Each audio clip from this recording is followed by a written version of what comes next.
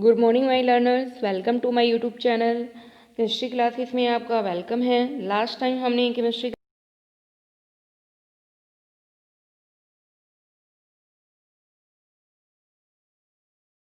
होते हैं plane polarise light और ऑप्टिकल एक्टिविटी को डिटरमाइन करने के लिए जो इंस्ट्रूमेंट हम यूज करते थे वो कौन सा था? पोलैरीमीटर। उस पोलैरीमीटर का हमने क्या डिस्कस किया था? प्रिंसिपल भी डिस्कस किया था। और ये हमने लास्ट टाइम बताया था कि जो लाइट जो है वो रोटेट होती है, वो किसी एंगल से रोटेट होती है और उसको हम क्या कहते हैं? एंगल ऑफ रोटेशन कहते हैं। ठीक है, तो हम जो चैप्टर कर रहे थे वो ऑप्टिकल एक्टिविटी का ही कर रहे थे, जो हमारे पास क्या होते हैं? मॉलिक्यूलर स्ट्रक्चर को डिटरमाइन करने में हेल्पफुल होते हैं। मैंने आपको बताया था लास्ट टाइम कि हमारे पास क्या होती है, जो लाइट है वो किसी एंगल से क्या होती है? रोटेट होती थी। ये जो एंगल होता है इसको हम किससे रिप्रेजेंट करते हैं? अल्फा से क्या करते हैं? रिप्रेजेंट करते हैं। समझ आई बात सभी को कि ये जो होती है हमारे पास जो लाइट है वो क्या होती है? किसी एंगल से क्या होती है? रोटेट होती है और उस एंगल को हम क्या कहते हैं? एंगल ऑफ रोटेशन कहते हैं और उसे हम रिप्रेजेंट करते हैं क्या? अल्फा से। तो आज जो हम डिस्कस करेंगे वो क्या डिस्कस करेंगे? एंगल ऑफ रोटेशन को हम क्या करेंगे? यहाँ पे डिस्कस करेंगे। समझ आई बात सभी को? Today we do the angle of rotation. कि एंगल ऑफ रोटेशन हमारे पास क्या होता है? एंगल ऑफ रोटेशन रिप्रेजेंट इसको हम करते हैं किससे? अल्फा से।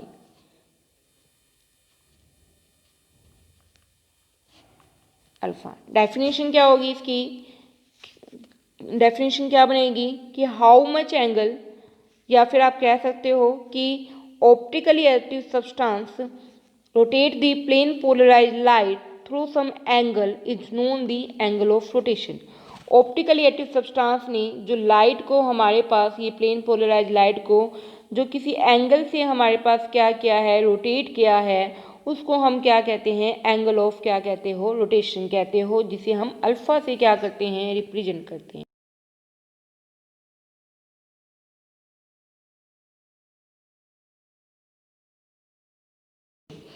Angle through which optically active substance, angle definition है ये इसकी, angle through which optically active substance, optically active substance, the angle through which optically active substance, optically active substance क्या करते हैं? रोटेट करते हैं किसको? Rotate plane polarized light, rotate the plane polarized light, rotate the plane polarized light, rotate plane polarized light is called angle of rotation light। ठीक है, is called angle of rotation. Alpha से इसको हम क्या करते हैं? रिप्रेजेंट करते हैं। ओके, कौन कौन से फैक्टर्स पे डिपेंड करते हैं, या कौन कौन से फैक्टर्स अल्फा को क्या करते हैं? Factors effect angle of rotation. Angle of rotation की जगह मैं हर जगह अल्फा मेंशन करूंगी, क्योंकि इसको हम अल्फा से ही रिप्रेजेंट करते हैं। पहला है क्या? नेचर ऑफ सब्सटेंस, कि कैसा ऑप्टिकली एक्टिव सब्सटेंस है, जो जितना ज़्यादा एक्टिव होगा उतनी ही ज़्यादा क्या शो करेगा? रोटेशन को शो करेगा ऑप्टिकली एक्टिव सब्सटेंस। ठीक है, कैसा नेचर है। सेकंड है, जो भी सब्सटेंस हमने लिया है उसको हम सॉल्यूशन फॉर्म में लेंगे। जैसे ग्लूकोज है, शुगर है, वो सॉलिड में है, तो उसका सॉल्यूशन बनाना है तो वो उसके लिए कोई क्या लेना पड़ेगा? सॉल्वेंट, क्योंकि सॉल्यूशन कॉम्बिनेशन होता है किसका? सॉल्यूट प्लस में सॉल्वेंट। सॉल्यूट तो ये ग्लूकोज, कैम्फर, शुगर हो जाएंगे। सॉल्वेंट हमारे पास जैसे ये वाटर हो जाएंगे, क्योंकि इसमें डिजोल्व कर जाते हैं। तो कैसा सॉल्वेंट है, सेकंड डिपेंड करेगा कि नेचर ऑफ सॉल्वेंट हमारे पास क्या है, कैसा है। ठीक है, फर्स्ट था nature of substance, optically active substance. ठीक है, यहाँ पे ध्यान रखना आपने, ऑप्टिकल एक्टिव सब्सटेंस कैसा है।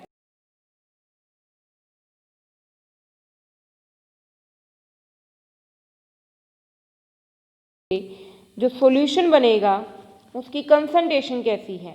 ठीक है, उसकी कंसंट्रेशन कैसी है? जितना ज़्यादा कंसंट्रेटेड फॉर्म में होगा, मींस कि सॉल्वेंट जितना कम और सोल्यूट जितना ज़्यादा होगा, एंगल ऑफ रोटेशन उतनी ही ज़्यादा मिलेगी।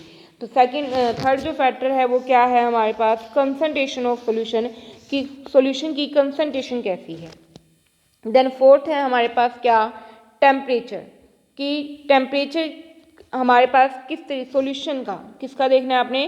टेम्परेचर ऑफ किसका देखना है आपने? सॉल्यूशन का क्या देखना है? टेम्परेचर देखना है, कि टेम्परेचर इंक्रीज या डिक्रीज करने पे सॉल्यूशन की कंसंट्रेशन में क्या चेंज आ रहा है, और उसके बिहाफ पे एंगल ऑफ रोटेशन में क्या चेंज मिल रहा है। ठीक है, फिफ्थ है जो ट्यूब, सैंपल ट्यूब होती है, इसकी लेंथ कहती है, जितनी अच्छी लेंथ मिलेगी उतना ही ज़्यादा सैंपल रहेगा, उतनी उसकी कंसंट्रेशन ज़्यादा, उतनी ही ज़्यादा एंगल ऑफ रोटेशन होगा। ठीक है, तो लेंथ कहती है। फिर जो सिक्स्थ है वेवलेंथ की, लैम्बडा ऑफ लाइट की वेवलेंथ कैसी है लाइट की, जितनी गुड होगी वेवलेंथ ऑफ लाइट, जितना ज़्यादा वो सब्सटेंस के साथ मैच करेगी उतनी ही ज़्यादा हमारे पास क्या होगी, एंगल ऑफ रोटेशन क्या होगी, गुड होगी। समझ आई बात सभी को कि 6 फैक्टर्स में डिपेंड करता है। फर्स्ट था nature of substance, optically active substance का नेचर कैसा है। सेकंड, जो सॉल्वेंट हमने लिया है उसका नेचर कैसा है। थर्ड, सॉल्यूशन की कंसंट्रेशन कैसी है। फोर्थ, टेम्परेचर कैसा है सॉल्यूशन का। देन है लेंथ ऑफ ट्यूब की लेंथ कैसी है। देन सिक्स था वेवलेंथ ऑफ लाइट की वेवलेंथ कैसी है। ठीक है, समझ आइए बात। तो अब हम बताएंगे कि ये जो अल्फ़ा है, ये जो लैम्बडा है, ये लेंथ से और कंसंट्रेशन से कैसे रिलेट करता है। समझ आई बात सभी को कि ये लेंथ और कंसंट्रेशन से किस तरीके से रिलेट।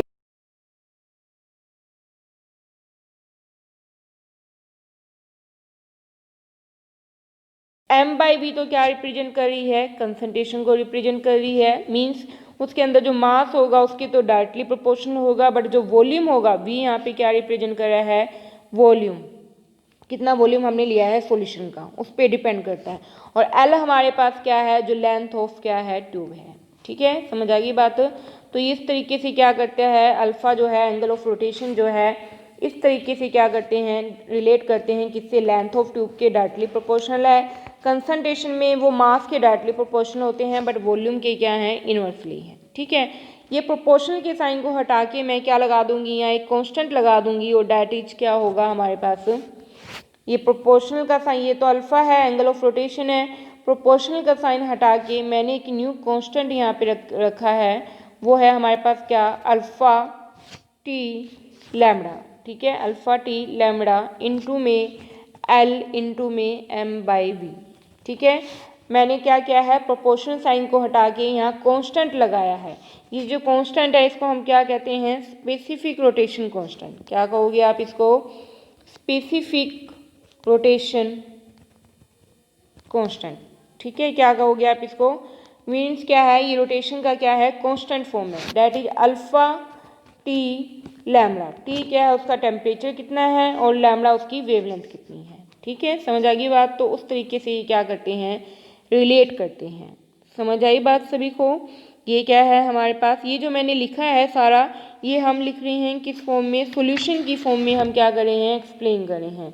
क्योंकि आपको पता ही है, चाहे आप इसको ये हमारे पास क्या हो जाएगा, जो अल्फा है टी लैम्बडा, ये specific angle of rotation constant है, ये किसके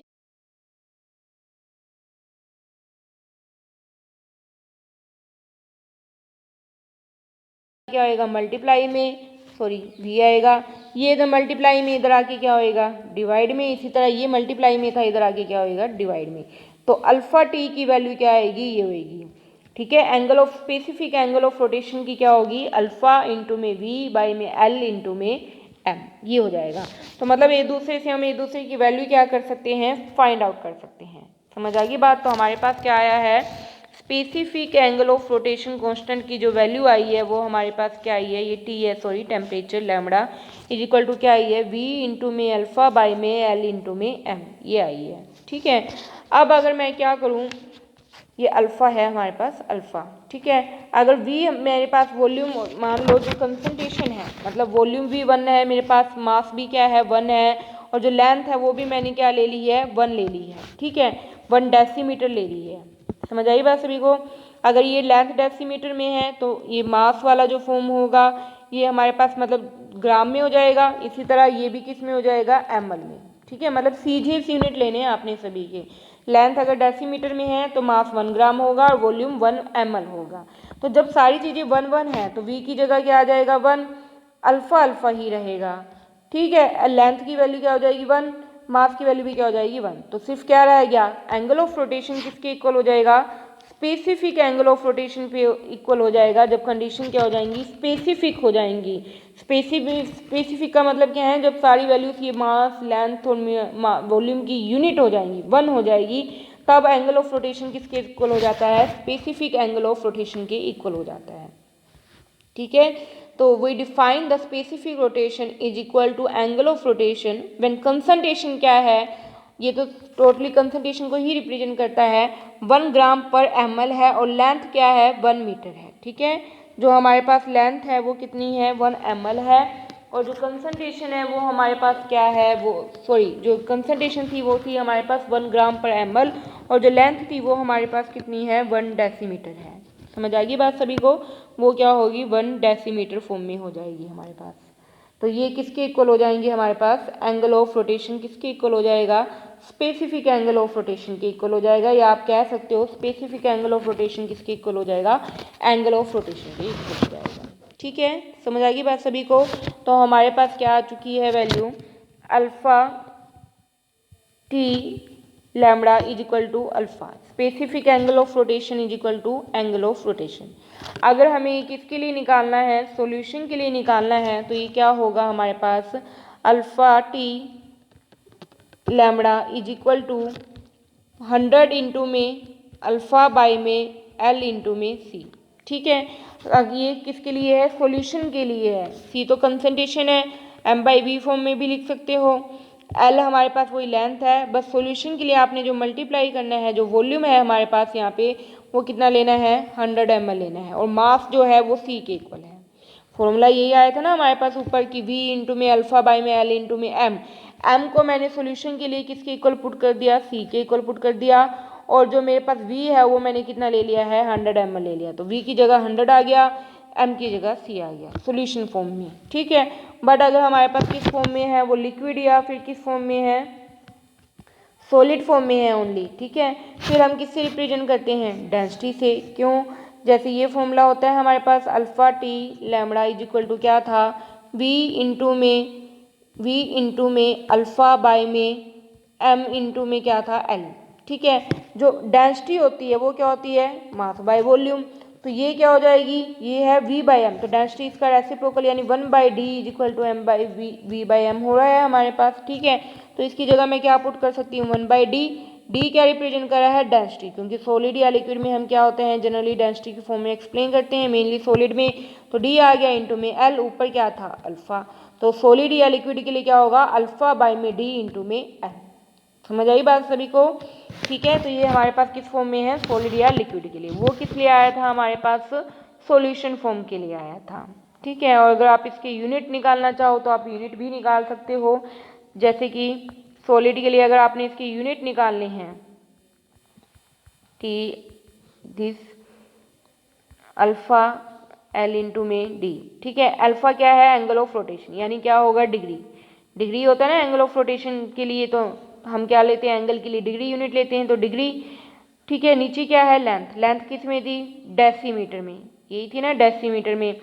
डेंसिटी है, डेंसिटी क्या होती है हमारे पास सेंटीमीटर क्यूब होती है हमारे पास, यही होगी ना, मास बाय वी, तो मास के लिए ग्राम, बाय में एक वॉल्यूम था उसके, क्या होगा हमारे पास centimetre cube, volume centimetre cube में हो गया, तो इसका यूनिट जो बनेगा डिग्री के लिए मैंने डी लिख दिया, डेसीमीटर की +1 नीचे है, ऊपर जाके हमारे पास क्या हो जाएगी -1। ठीक है, ये नीचे है ये ऊपर चला जाएगा। ठीक है, तो ये तो ऊपर ही रहा, यानी ये ऊपर चला गया सेंटीमीटर क्यूब का सेंटीमीटर क्यूब रहा, ये नीचे है इसके पावर नीचे +1 में होगी तो ऊपर जाके -1, तो ये बनेगी इसके यूनिट, डायमेंशंस बन चुके हैं हमारे पास। ठीक है, तो ये हो गया डिग्री पर डेसीमीटर पर ग्राम सेंटीमीटर क्यूब, डिग्री पर डेसीमीटर पर ग्राम सेंटीमीटर क्यूब हो गया। ठीक है, समझ आ गई बात। अगर आपने मोलर के लिए निकालना है तो वहाँ पे सिर्फ क्या हो जाएगा, मास से क्या कर देना आप मल्टीप्लाई कर देना। ठीक है, वो मोलर के लिए हो जाता है। तो ये सारा था हमारे पास क्या, एंगल ऑफ क्या था हमारे पास रोटेशन।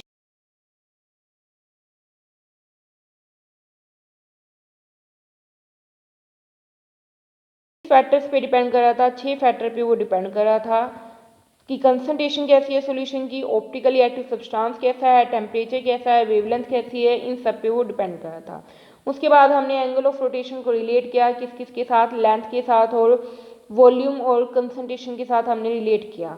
तो हमारे पास जो फॉर्मूला बना था अल्फा के लिए वो क्या बने हमारे पास, एल इंटू में एम बाई में वी, ये बन गया था हमारे पास। ठीक है, जो मेन ये फॉर्मूला बना था अल्फा का, क्या बना था हमारे पास, एल इंटू में एम बाई में वी। प्रोपोर्शनल का साइन हटा के मैंने जो कांस्टेंट लगाया था वो क्या था, स्पेसिफिक एंगल ऑफ रोटेशन, ये था। ठीक है, इंटू में ये है हमारे पास सारा, समझ आएगी बात सभी को। तो अल्फा क्या आया था हमारे पास, specific angle of rotation into में एल इंटू में एम बाई वी, ये आ गया था। समझ आई बात सभी को। यहाँ से मैंने इसकी वैल्यू निकाल ली थी, ये सारी टर्म्स इधर ले गई थी। उसके बाद इन सबको मैंने यूनिट पुट कर दिया था, ये दोनों इक्वल आ गए थे। उसके बाद मैंने सॉलिड के लिए अलग वैल्यू निकाली है, लिक्विड और सॉलिड के लिए डेंसिटी की फॉर्म में, सॉल्यूशन के लिए मैंने कंसंट्रेशन की फॉर्म में निकाली है। देन इसके हमने क्या किए हैं, यूनिट ड्रा किए। समझ आई बात सभी को। तो ये क्या थी हमारे पास, एंगल ऑफ क्या है, रोटेशन है हमारे पास।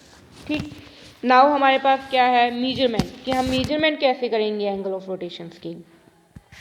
तो मेजरमेंट कैसे होगा हमारे पास, उसके लिए हमें वही पोलैरिमीटर यूज करना पड़ेगा, क्योंकि वहीं से हम फाइंड आउट करेंगे कि किस एंगल से रोटेट हुई है हमारे पास। तो मेजरमेंट के लिए है हमारे पास, सबसे पहले मैं क्या ले लूँगी, सोर्स। ठीक है, सोर्स के बाद मैंने क्या कर दिया है, पोलराइजर लगा दिया। पोलराइजर के बाद जो वाइब्रेशंस थी वो सिंगल बीम में हो चुकी है। ठीक है, देन मैंने एक सैंपल ट्यूब लिया है, सैंपल ट्यूब है, उसमें मैंने अभी ऑप्टिकली एक्टिव सब्सटेंस पुट नहीं किया, सैंपल ट्यूब है। देन मेरे पास एनालाइजर है, ये मेरे पास एनालाइजर है। देन मेरे पास है आई पीस। ठीक है, ये मेरे पास क्या है, आई पीस। आपने क्या करना है, ये सेटअप ले लेना है।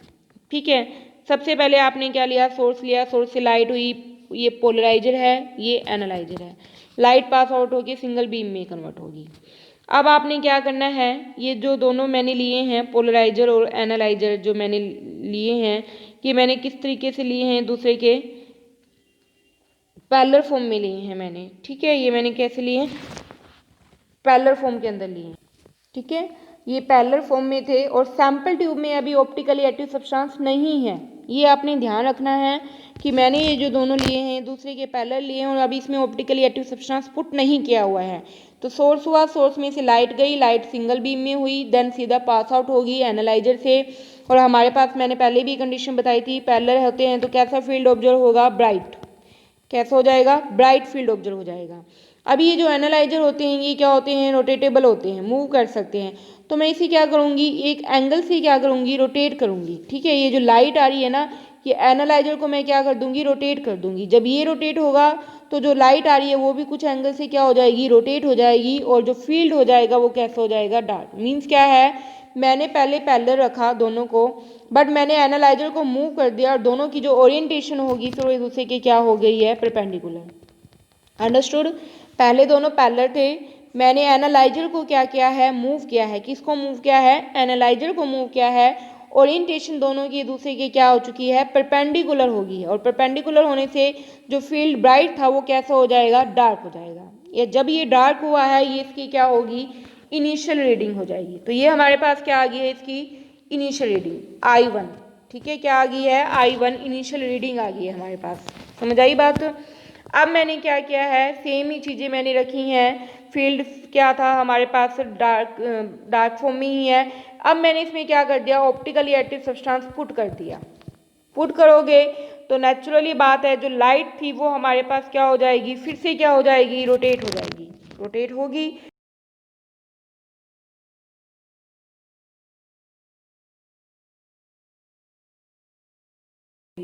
रोटेट होगी तो हमारे पास फील्ड फिर से थोड़ा सा क्या होगा, ब्राइट होना शुरू हो जाएगा।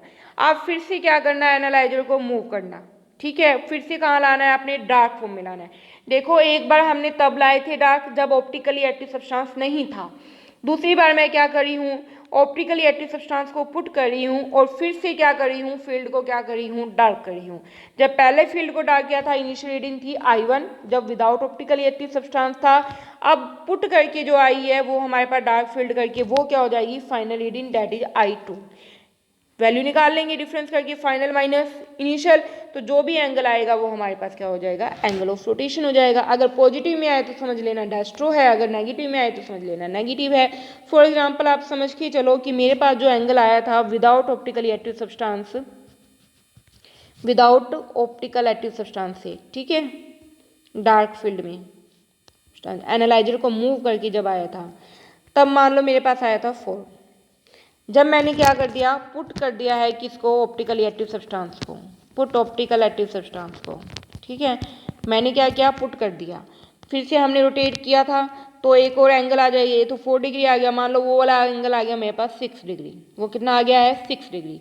हम क्या करते हैं, फाइनल माइनस इनिशियल, फाइनल 6 है, इनिशियल 4 है, तो 6 माइनस 4 करके कितना आ गया, angle of rotation 2 degree. Plus में आया है तो इट मीन्स ये डेस्ट्रॉय। बट अगर ये 6 की बजाय क्या होता, हमारे पास 3 होता, तो मैं क्या करती, 3 माइनस 4, तो माइनस का 1, फिर माइनस में आ रहा तो फिर ये क्या हो जाता है, लीव। तो ये क्या हो जाएगी, इस तरीके से हम क्या कर लेंगे, एंगल को क्या कर लेंगे, हम मीजर कर लेंगे। समझ आ गई है बात सभी को, ठीक है। तो ये हमारे पास क्या है, एंगल्स को हम क्या कर सकते हैं, इस तरीके से मीजर कर सकते हैं।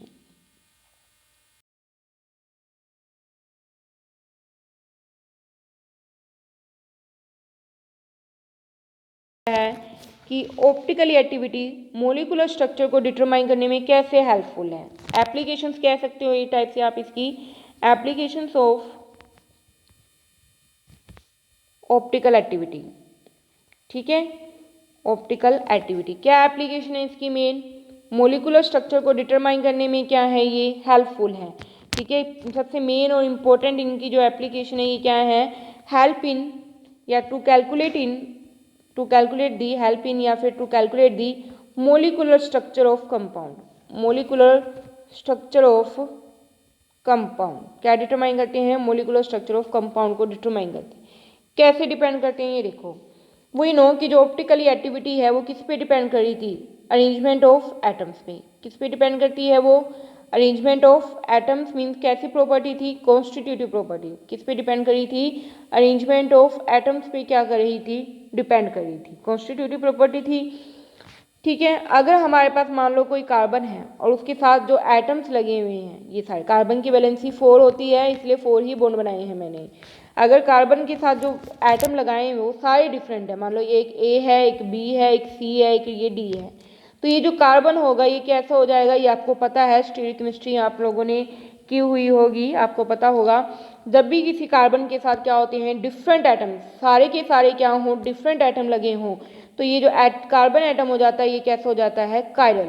कैसा हो जाएगा, ये हमारे पास कायरल हो जाएगा, ठीक है। और इसको हम कौन सा कार्बन कहते हैं, एसिमेट्रिक कार्बन भी कह सकते हो। कौन सा कार्बन है ये हमारे पास, एसिमेट्रिक कार्बन कह लो, फिर आप इसको क्या कह सकते हो, a chiral carbon, sorry chiral carbon भी कह सकते हो, ठीक है। कायरल कह लो, जिसे हम सी से रिप्रेजेंट करते हैं।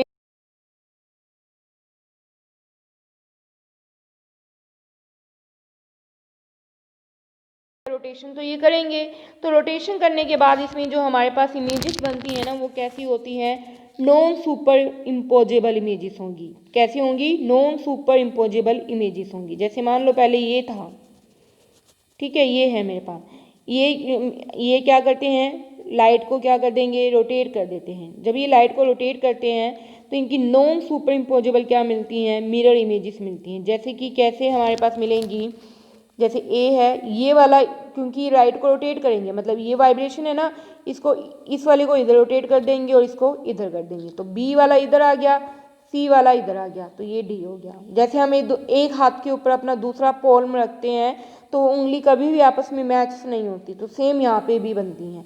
ये जो फॉर्म बनी है नॉन सुपर इम्पोजेबल इमेजेस, इन्हें हम क्या कहते हैं, एनाइंशोमर।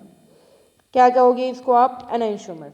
तो अगर हमारे पास क्या मिलते हैं, नॉन सुपर इम्पोजेबल इमेजेस मिल रही हैं, एनाइंशोमर्स फॉर्म मिल रही हैं, तो जो कंपाउंड है वो कैसा होगा, ऑप्टिकल एक्टिव होगा। कैसा होगा, ऑप्टिकल एक्टिव होगा। और वो किससे ही डिटरमाइन कर लेंगे हम कि कार्बन के पास एटम कैसे लगे हुए हैं, डिफरेंट लगे हैं या सेम लगे हुए हैं, ठीक है। फॉर एग्जाम्पल सबसे सिंपल एग्जाम्पल देखते हैं पहले हम इसका, डैट इज लैक्टिक एसिड।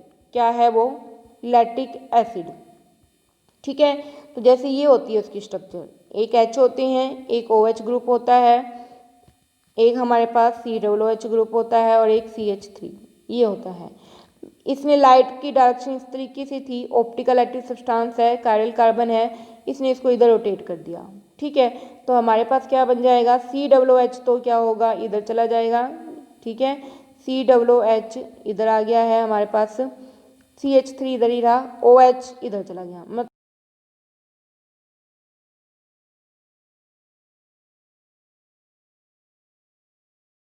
नहीं करेंगे, ठीक है। इसके ऊपर जब आप इसको पुट करोगे तो ये मैच नहीं होंगे, तो कैसी इमेजेस बन रही है, नॉन सुपर इम्पोजेबल। अगर इमेजेस नॉन सुपर इम्पोजेबल है तो एनाइंशोमर मिल रहे हैं, इट मीन्स ये सब्सटेंस कैसा है, ऑप्टिकल एक्टिव है।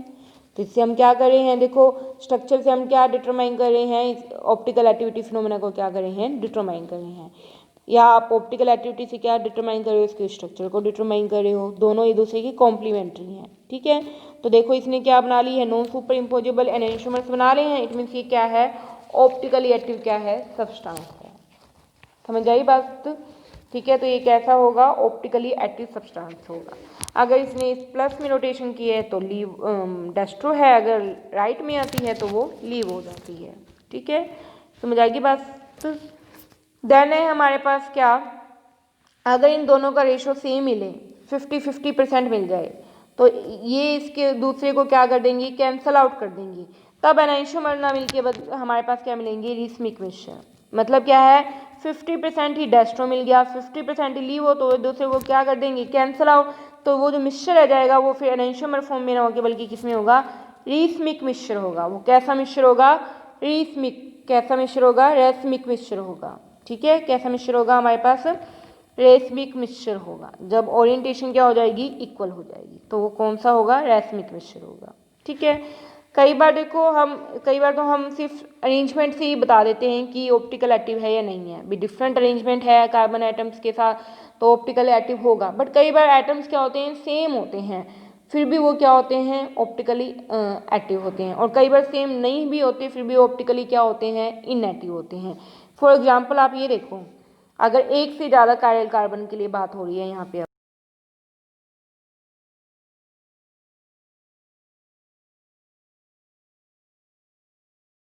क्या है ये, टारटैरिक एसिड, टार्टरिक, वो लैक्टिक था, ये टारटरिक है। इसमें एक से ज़्यादा कायरल कार्बन है, ठीक है। ये इसकी स्ट्रक्चर है हमारे पास, 2 कायरल कार्बन है हमारे पास, ठीक है।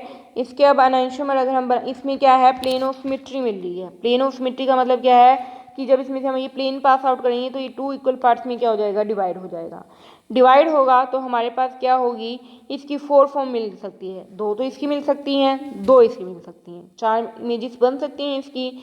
बट क्या है, जब ये दूसरे की इमेजेस बनाते हैं, ठीक है, मान लो इसकी मिरर इमेजेस बनेगी, तो इसकी मिरर इमेजेस क्या हो जाएगी, इसकी बना रही हूँ मैं, क्या हो जाएगी, COH इधर आ गया, H इधर आ गया, COOH ये रहा। इसकी बनाऊंगी तो ये भी इधर आ जाएगा, ये भी इधर आ जाएगा। तो मोलिकुल क्या हो रहे हैं, सेम हो रहे हैं, ठीक है। मिरर इमेजेस शो ही नहीं हो रही है हमारे पास, सेम लग रहे हैं। तो ये दूसरे की इफेक्ट रोटेशन को क्या कर रहे हैं, कैंसल आउट कर रहे हैं। मतलब क्या है, इनमें कौन सी कंपनसेशन मिल रही है, इंटरनल कंपनसेशन मिल रही है इसमें।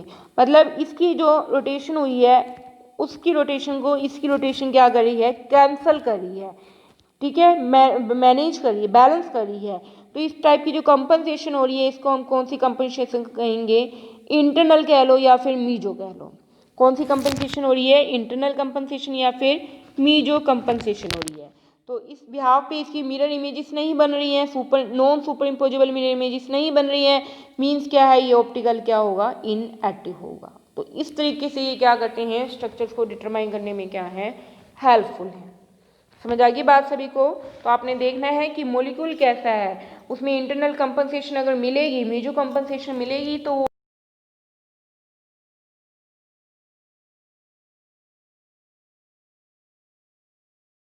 क्या करते हैं, हेल्प करते हैं किसी डिटरमाइन करने में, स्ट्रक्चर्स को डिटरमाइन करने में।